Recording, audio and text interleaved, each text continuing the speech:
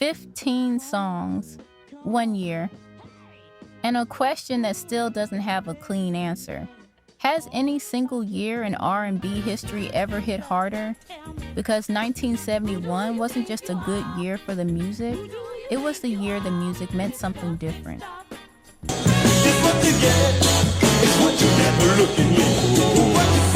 Vietnam was still going, cities were still burning, and right in the middle of all of that, soul music looked the world dead in the eye and said, I see you, I feel you, and I'm not looking away. You already know some of these records. But in reality, she doesn't. You probably grew up on a few of them, but here's what I don't think you know. The stories behind these songs, the near misses, the rejections, the accidents that almost kept some of these classics from ever reaching your ears. 15 unforgettable R&B songs that made 1971 legendary. Let's get into it. Number 15, King Floyd, Groove Me. You look so sweet. Here's something I need you to sit with for a second. One of the smoothest, most irresistible R&B records to ever come out in 1971 started life as a poem. Come on, baby. Hey there, sugar dump. A poem written by a shy man working in a box factory in East Los Angeles, trying to work up the nerve to talk to a girl who smiled at him every single day. He never got the chance to give it to her. She quit the job that morning, and he never saw her again. Not as long as you prove me, baby.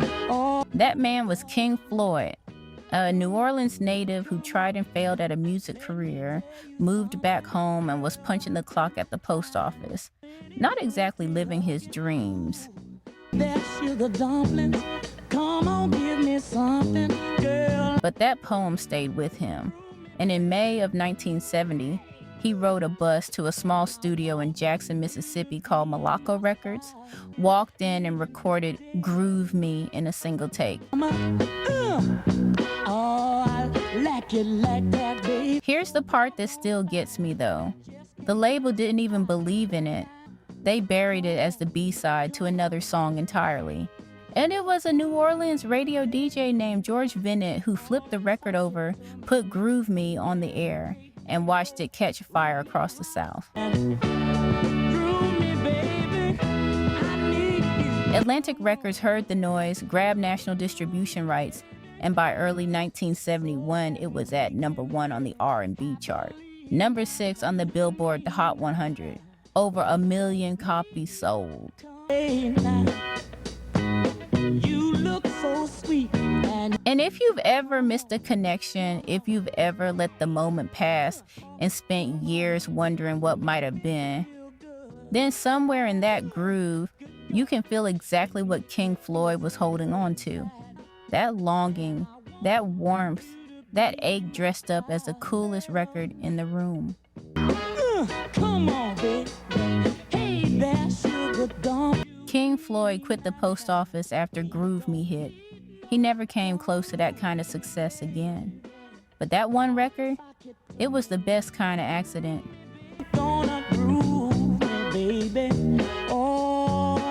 That's the kind that only happens when something real is underneath it.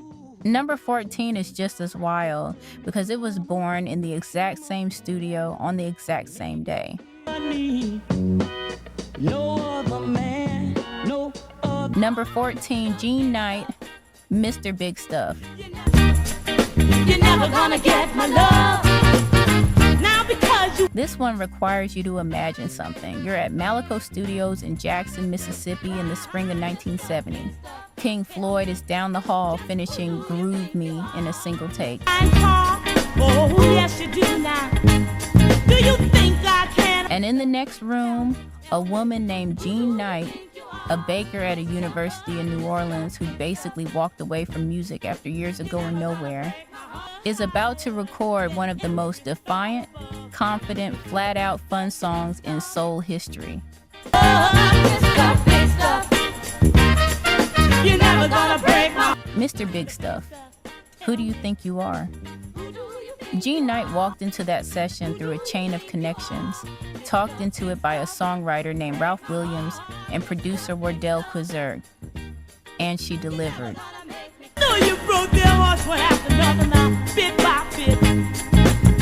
The track was sharp, sassy, swaggering, horns punching, bass locked in, and Jean's voice carrying zero apologies for any of it. But then, nothing.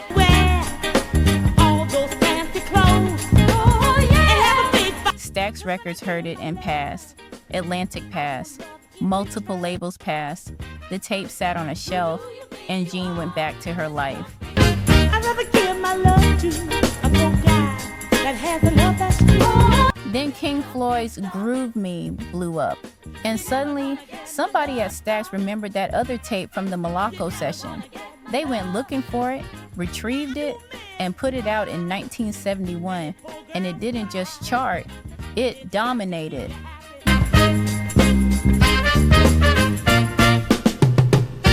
Mr. Big Stuff hit #1 on the R&B chart for 5 straight weeks, peaked at #2 on the Billboard Hot 100, went double platinum. Think about that arc. 2 records, same studio, same day, both sit on a shelf. Oh, yes, you do now. Do you think I can? One gets its shot first, and the success of that one is the only reason the other one ever saw the light of day.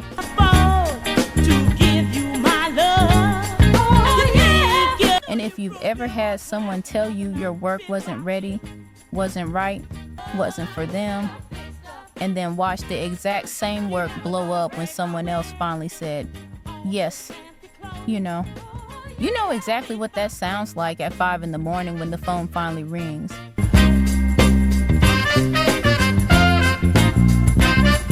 Jean Knight passed away in November 2023. She was 80 years old. That voice, still as clear as the day it was recorded. Number 13 is coming out of Detroit, and it's got a story of its own. You're never gonna get my love. Let's look at the numbers. Only 9% of you are actually subscribed. Honestly, that's tough to see. Our team spends days hunting down archives and verifying every single fact just to tell these stories right. If you've made it this far into the video, you're clearly part of the community, so please hit subscribe. It costs nothing and helps us immensely. Now, for those already subscribed, very few of you have made the jump to our membership, and that's a hard pill to swallow because you're the ones who know our value best. If this channel has moved you or inspired you, consider joining. It's the price of one coffee, but it's the literal fuel for this channel. Let's keep this alive together. Back to the story. Number 13, The Dramatics. What you see is what you get. Have hearts of stone. Here's something I didn't know until I started digging into this. The Dramatics had already been dropped by a record label once before they ever had a hit. Signed to Volt Records in 1969, released one single, went nowhere, got let go. For a lot of groups, that's the end of the story.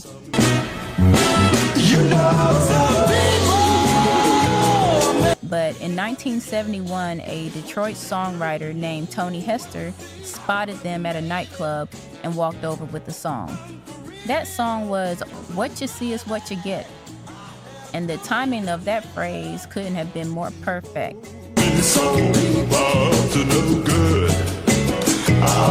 Comedian Flip Wilson was using it constantly on his television show. The whole country was quoting it, and Hester had built an entire soul record around it. Volt re-signed them immediately after hearing the demo. Smart move. The record peaked at number 3 on the R&B chart and number 9 on the Billboard Hot 100.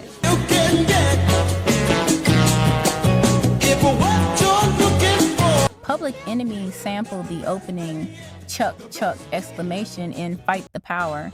You've probably heard it 100 times without even knowing where it came from.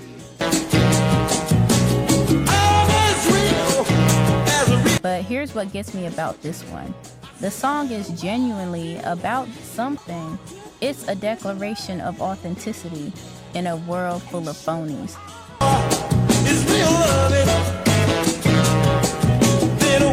Some people are made of plastic, some people are made of wood. And in 1971, and when so much of the culture was about performance and appearance and who you were supposed to be, that message hit differently.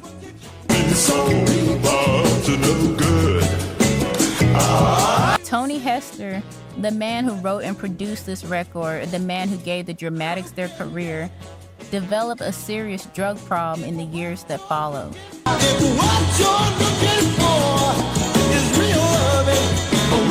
He died of gunshot wounds in 1980. He was 34 years old, and the songs he left behind are the only evidence most people have that he was ever here. That's how this works sometimes.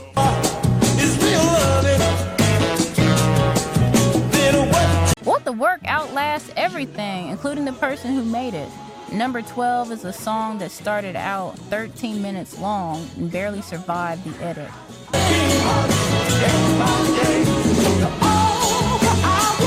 Number 12, The Undisputed Truth. Smiling faces sometimes.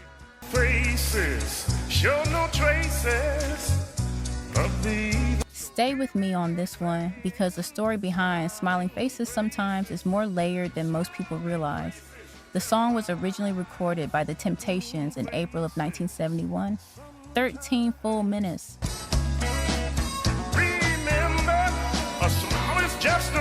Norman Whitfield and Barrett Strong had written it as a slow, paranoid, psychedelic warning. The kind of track that made you feel like you couldn't trust anyone around you. The Temptations put it on their album Sky's the Limit. Brilliant. Unsettling. Not exactly radio friendly at 13 minutes. Don't tell the truth. Smiling faces. Within 2 months, Whitfield had another Motown group, The Undisputed Truth, record a tighter, spookier version for radio. 3 minutes. Every second of paranoia, compressed and concentrated. And the public responded.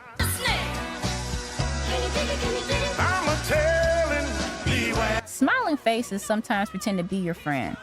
You've heard that line. You probably know it. And the reason it hit so hard in 1971 is because people were feeling it. Vietnam, a Watergate building in the shadows. Street-level distrust of institutions, of neighbors, of the people sitting next to you smiling like everything was fine. That lurks within. Smiling faces. The song peaked at number 3 on the Billboard Hot 100. And if you grew up anywhere near a soul station in 1971, it was inescapable.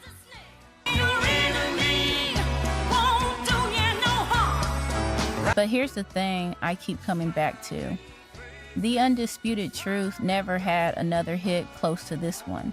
They recorded more, toured, kept going, but Smiling Faces Sometimes was their moment. And whether that's ironic or just the nature of the business, I'll let you decide.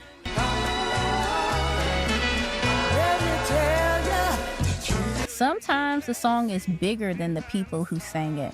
Sometimes it takes on a life that has nothing to do with the original intention. And sometimes you get one perfect moment that echoes for 50 years. Number 11 had a very different kind of journey to number 1. Smiling faces. Smiling faces. Number 11, Honeycomb, Want Ads.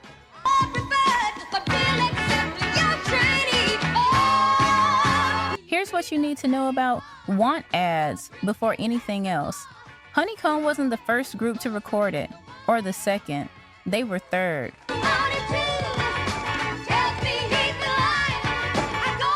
Songwriters Greg Perry and General Johnson, the lead singer of Chairman of the Board, had built the song around a concept that studio engineer Barney Perkins pitched while flipping through a newspaper. Write a song about want ads. A woman advertising for a new man because the one she had wasn't working out. A catchy idea. So Perry and Johnson wrote it, brought it to Glass House first. Glass House passed.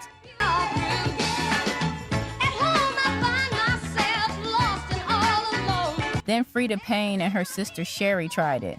Still wasn't clicking.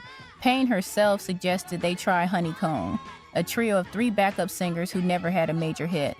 Edna Wright was the lead. She was Darlene Love's sister. She'd sung backup for Ray Charles, the Righteous Brothers, and Andy Williams.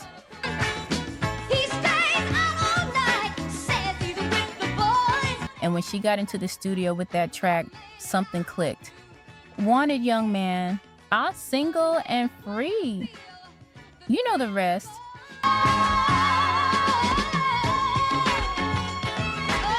The song went to #1 on both the R&B chart and the Billboard Hot 100. Over 1 million copies sold.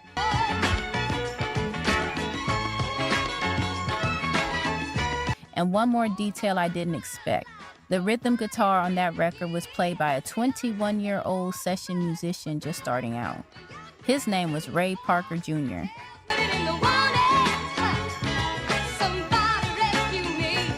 You might know him from that other song, the one about the Ghostbusters. And here's what I find quietly heartbreaking about Honeycomb. They had this massive hit. Then Stick Up, another top 15 record. Then One Monkey Don't Stop No Show.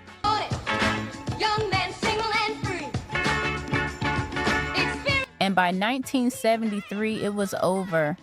Hot Wax Records went under. The group broke up. Edna Wright passed away in September 2020. Her legacy, the song that defined their moment, still shows up in commercials and playlists and movie soundtracks to this day.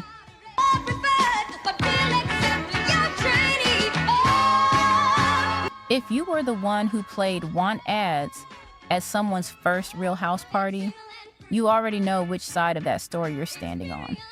Number 10 is a record about what happens when patience finally runs out.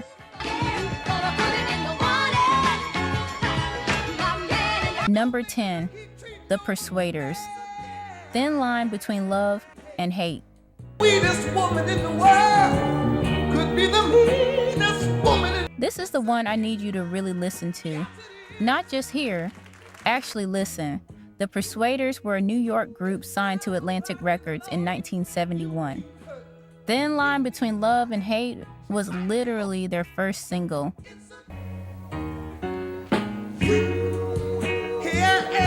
And from the opening bars, that slow, wistful piano panned left and right, Douglas Smokey Scott's voice already carrying the weight of what's coming, you know something is building.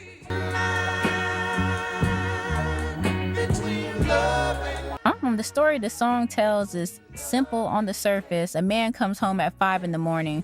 His woman is waiting. She fixes him something to eat. She doesn't complain. She doesn't ask where he's been. She just takes care of him, and he thinks she's fine with it.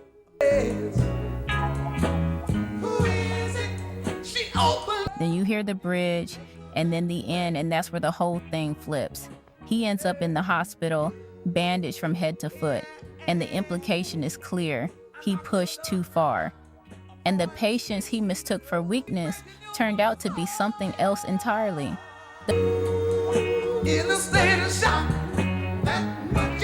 The record spent 2 weeks at #1 on the R&B chart in late 1971, number 15 on the Hot 100, gold certified. And the phrase thin line between love and hate entered the popular vocabulary in a way it hadn't before.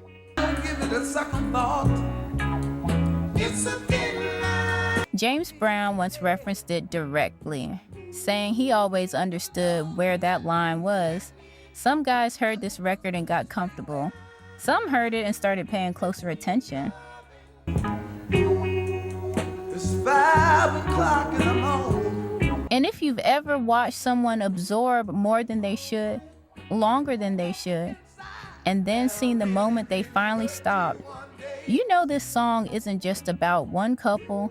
It's about every relationship where somebody kept testing the limits until the limits were gone. Number 9 is gonna take you somewhere completely different, right into the church.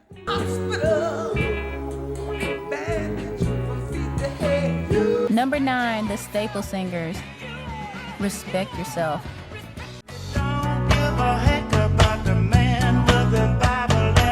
There's something about the Staple Singers that I don't think gets talked about enough.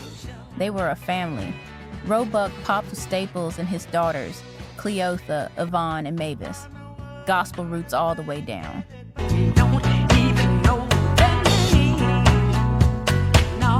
And by 1971, they were making some of the most socially grounded, spiritually charged, straight up compelling R&B music on the planet. Respect Yourself dropped in late 1971, peaked at number 12 on the Hot 100. And it said exactly what the title promised. This wasn't a complicated message. Before you can demand respect from anyone else, from the world, from the system, from the person sitting across the table, you have to start with yourself. You have to carry yourself like you mean it.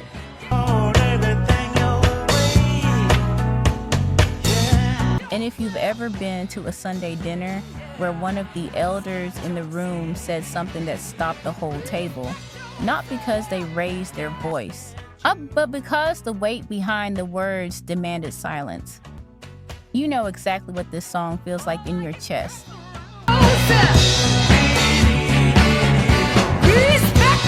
Pop Staples had that kind of authority. Not performed, not manufactured, earned. He'd been playing guitar since he was a teenager in Mississippi. He built something real across decades.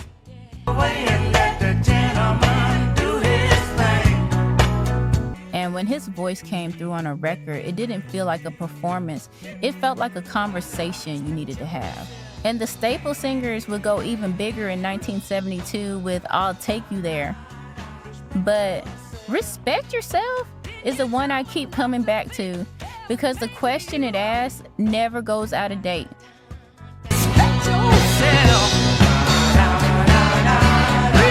Are you walking through this world like you know what you're worth? If you're nodding right now, you're not alone. Number 8 is from a man who was still making airplane parts the morning before this changed his life.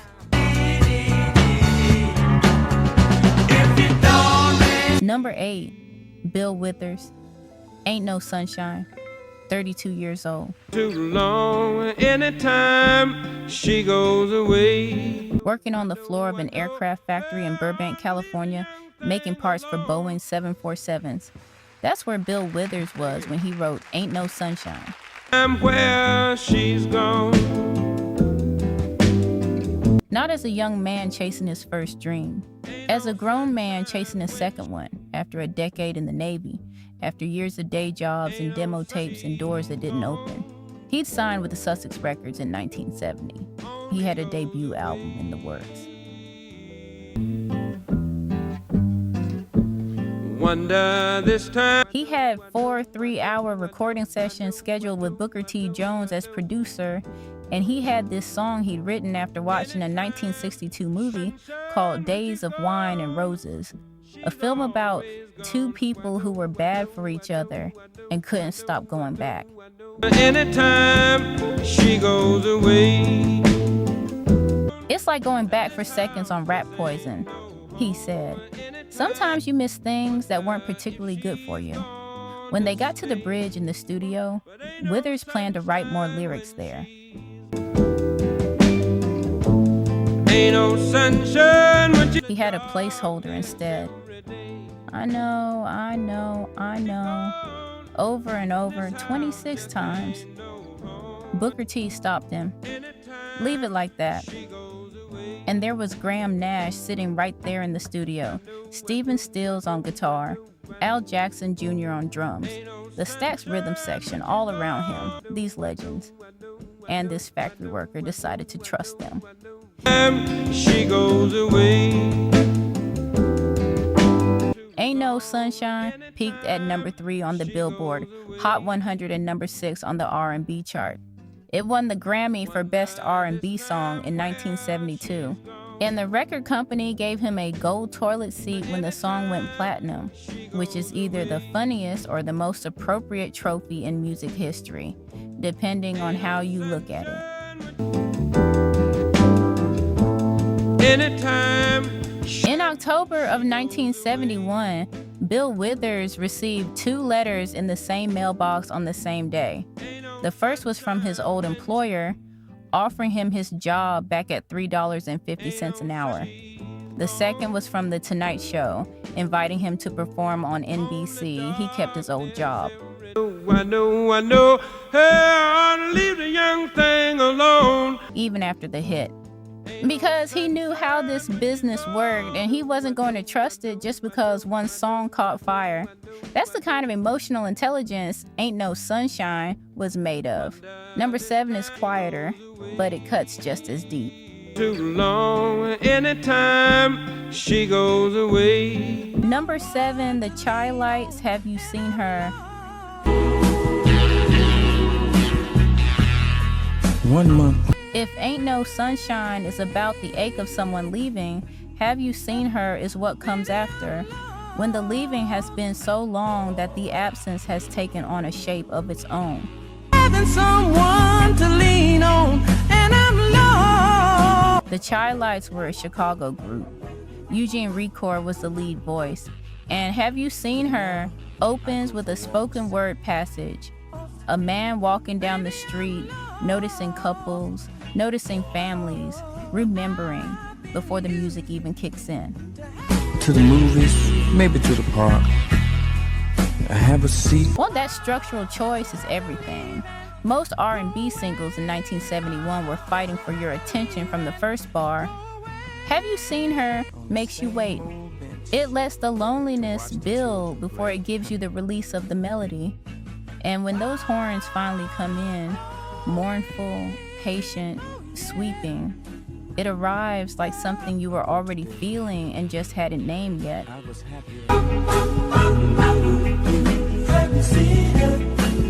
The record peaked at number 3 on the Billboard Hot 100 in late 1971.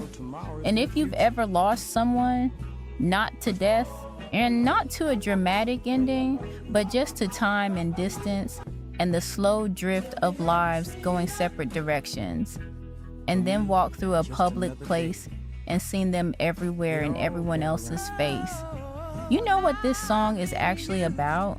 Tell me, have you seen her? It's not just about a relationship. It's about the strange second life that someone lives inside your mind long after they're gone. The way a stranger's walk can remind you. The way a certain kind of afternoon light brings it all back. On the street, and even at the picture show, have you seen her? Eugene Record wrote this one, and I'd argue it's one of the most emotionally precise records of the entire decade. Not the loudest, not the flashiest, just the truest.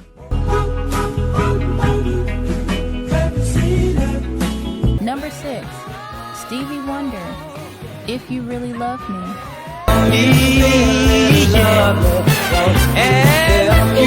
When If You Really Love Me came out in the summer of 1971, Stevie Wonder was 21 years old, and he was already one of the most celebrated artists in America. A Motown star since age 12, a hit-making machine, a prodigy who'd been performing since before most of his audience could drive.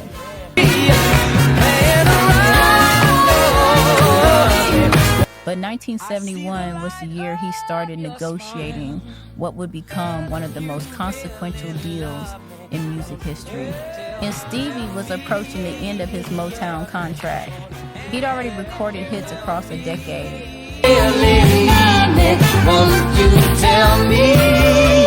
And he wanted something he didn't have yet: creative control, full ownership over his work, the freedom to make the music he actually heard in his head. He wouldn't get there until 1972, when he signed the New Deal and started making Music of My Mind, Talking Book, Inner Visions, Fulfilling This' first finale, Songs in the Key of Life.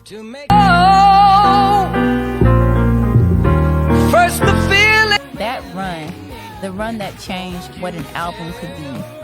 But If You Really Love Me comes from just before all of that. A top 10 record. Number 8 on the Hot 100, number 4 on the R&B chart. The mood is clear, you quickly change your way. And listening to it now, you can hear it. The energy of someone who knows exactly where he's going but hasn't quite gotten there yet. The hunger is audible. And if you've ever been right on the edge of the thing you've been building toward, close enough to feel it but not quite there, you know what that specific frequency of urgency sounds like. True. What am I supposed to do? And Stevie Wonder in 1971 had it completely. The records that came after If You Really Love Me made him immortal. But this one captured something that those later records couldn't replicate. The exact moment just before everything changed. Number 5 goes somewhere that nobody expected it to.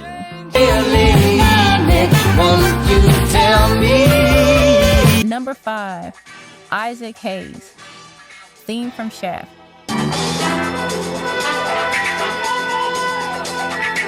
You know those opening seconds, the hi-hat, the wah-wah guitar, the slow build before a single word has been said.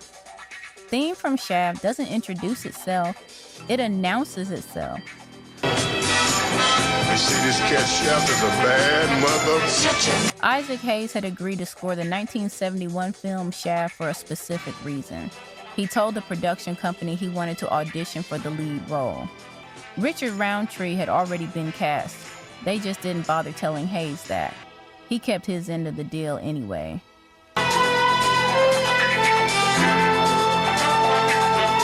He wrote and recorded the entire score. The Shaft album became a double album, the first double album of original studio material by an R&B artist in history.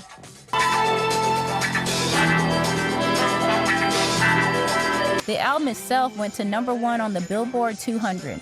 Then the theme from Shaft, the single hit number 1 on the Hot 100 in November 1971, 2 weeks at the top.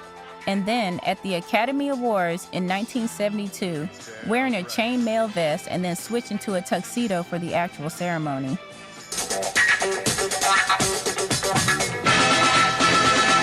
Isaac Hayes won the Oscar for Best Original Song. He became the first African American to win an Academy Award in the non-acting, non-performing category. The first Black composer to take home that honor, period.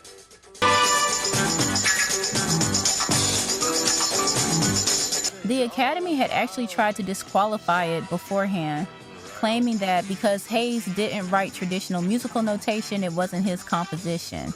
Quincy Jones stepped in and argued the case. Hayes won. He dedicated the win to his grandmother. And then he and Jesse Jackson dedicated it to the Black community at an Operation Push rally the following day. Can you dig it? Here's what I find myself sitting with when I think about this story. A man promised an audition that was never real, kept his promise anyway, made something transcendent out of the resulting work, and then had to fight to get credit for it. And still came out the other side with an Oscar in his hand. That's not just a music story. That's something older and harder and more important than that. Number 4 is one of the most beautiful songs ever written, and it almost didn't get recorded. Number 4, The Temptations, Just My Imagination, Running Away With Me. Hear my plea. There's a version of 1971 in which this song doesn't exist, and I want you to understand how close we came to that world. Every night. Just My Imagination, Running Away With Me was written by Norman Whitfield and Barrett Strong. But Whitfield had a complicated relationship with the song. He was deep into his psychedelic soul experiments at the time. Heavy production, political themes, dark subject matter. My window, I watch her as she passes by. And Just My Imagination was the opposite of all of that. It was delicate, it was gentle. It was a man daydreaming about a woman he'd never spoken to, convincing himself they were in love, building an entire future in his head while she walked past him on the street. Whitfield kept shelving it, kept putting other things in front of it. Eventually it got recorded. I never met her, but I can't forget her. Eddie Kendrick sang lead, and his performance, that high, vulnerable, a floaty tenor, matched the subject matter in a way that was almost too perfect. Say to myself, you're such a lucky. The production was restrained, strings like a sigh, and underneath it all, a story about the gap between what we imagine and what's real. The record went to number 1 on both the Billboard Hot 100 and the R&B chart in early 1971. It held the top spot on the pop chart for 2 weeks.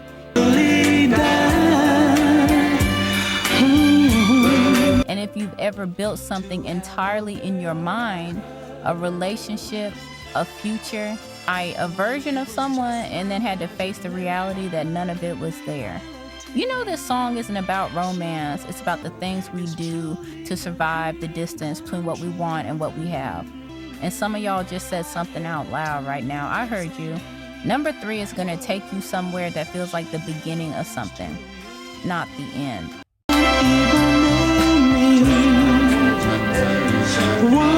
Number 3, Al Green, Let's Stay Together. Oh, yeah. All right. Let's Stay Together almost wasn't Al Green's song at all. Al Green had already started breaking through by mid-1971 with Tired of Being Alone, which peaked at number 11 on the Hot 100. Yeah, I just came to see. He was building momentum, but the record that would make him a legend wasn't fully formed yet. He was in the studio with producer Willie Mitchell at High Records in Memphis, working through material, and when the central riff for Let's Stay Together started to take shape.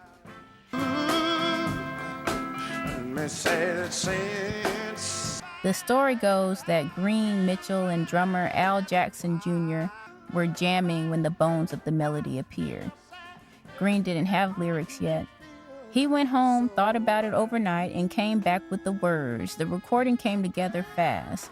Let's Stay Together hit the charts in December 1971 and went all the way to number 1 on both the R&B chart and the Billboard Hot 100 in early 1972.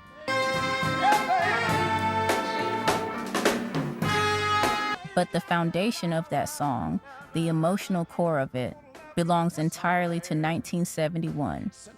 And what always stops me about this record is the simplicity of what it's asking. Not I love you, not you're everything to me, just whatever happens, can we stay? Can we work through the good times and the bad? Can we choose each other when choosing is hard? Never do that to me. That's a different kind of romantic declaration. It's not the fireworks version. It's the morning after version. And the one that requires something more than feeling, it requires decision. Al Green was 25 years old when he made this, and he captured something most people spend their whole lives trying to articulate. Being around you is all I see. If this song was playing at your wedding, you already know what I mean. You know exactly where you were standing and who you were looking at and what that felt like in your chest. Number 2 hit like a truck in the final weeks of 1971. And it came from a place of pain that nobody was talking about yet.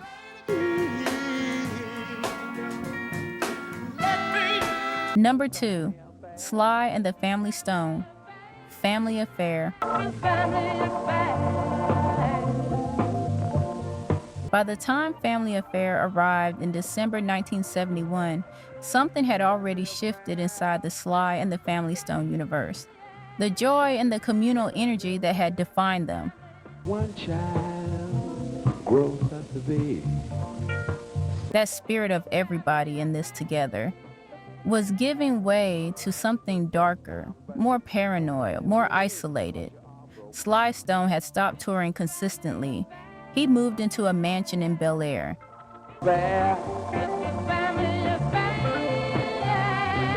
And the record that came out in November 1971, There's a Riot Going On, was one of the most unsettling soul albums anyone had ever heard. Murky, claustrophobic, the party was clearly over. The both of them, you see it in the... Family Affair was the single from that album. and it hit #1 on the Hot 100 in December, staying there for 3 weeks to close out 1971. But listen to what the song actually says. It's a family affair.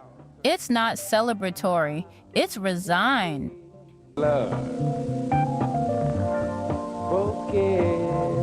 It's about the things that tie people together, whether they want to be tied or not. The blood bonds and the history and the damage passed down through generations that nobody asked for. The way families can be both your foundation and the weight you can't put down.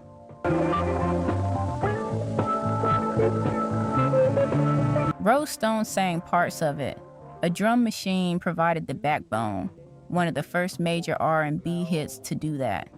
And Sly's voice, which had once sounded like pure possibility, now sounded like something that had seen too much and couldn't unsee it.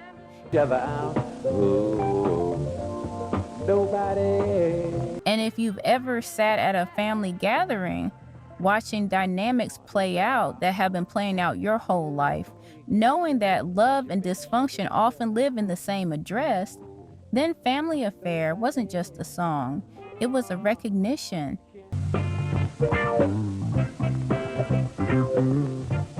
Sly Stone spent most of the following years disappearing.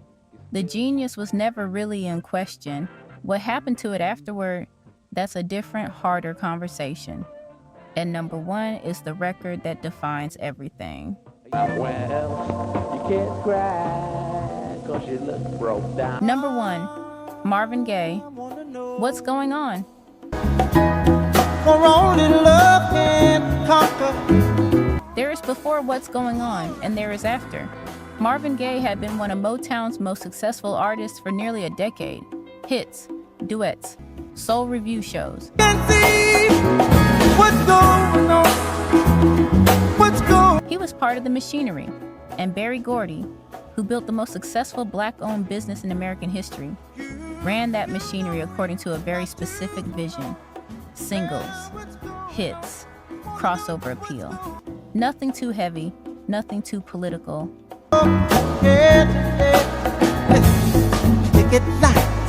In 1969, Marvin Gaye's close friend, Obie Benson of the Four Tops, brought him the bones of a song.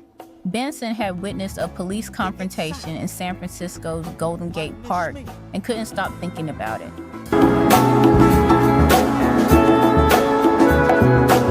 He co-wrote it with Al Cleveland. They offered it to Joan Baez. She passed, they brought it to Marvin. He rewrote it, recorded it, brought it to Gordy. Gordy said no, called it the worst thing I've ever heard. Marvin had a contract. Gordy had the final say. Marvin threatened to never record again. Gordy released it.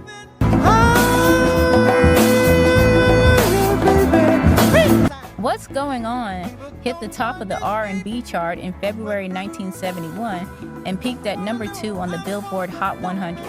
Marvin then had total creative freedom to finish the album, Mercy, Mercy Me, Inner City Blues, the whole thing.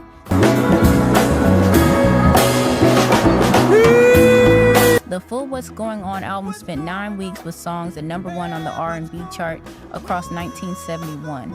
9 weeks. The album is on every list, greatest of all time.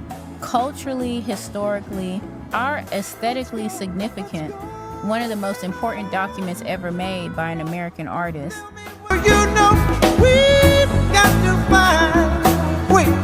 But here's what I keep coming back to. Marvin Gaye made something that Berry Gordy told him was worthless. He bet his career on it. He made it anyway because it had to be made. Because the world he saw from where he was standing demanded it be said out loud.